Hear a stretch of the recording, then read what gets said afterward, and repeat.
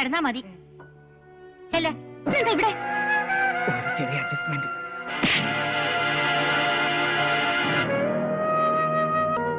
എന്താ എന്താടാ എന്താ എന്ത് പറ്റി? അവനോട് പറഞ്ഞു വിടണം. അവന്റെ സ്വഭാവം ശരിയല്ല. നീ തെളിച്ചു പറ.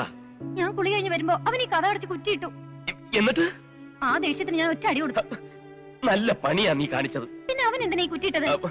ഈ കുറ്റി വീഴാഞ്ഞിട്ട് അത് ശരിയാക്കാൻ ഞാൻ അവനോട് പറഞ്ഞതല്ലേ.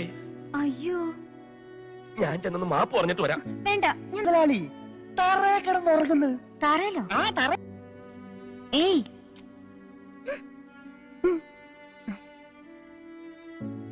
എന്താ? വാതിലിന്റെ കുറ്റി ശരിയാക്കാൻ വന്നതാണെന്ന് ഞാൻ അറിഞ്ഞില്ല.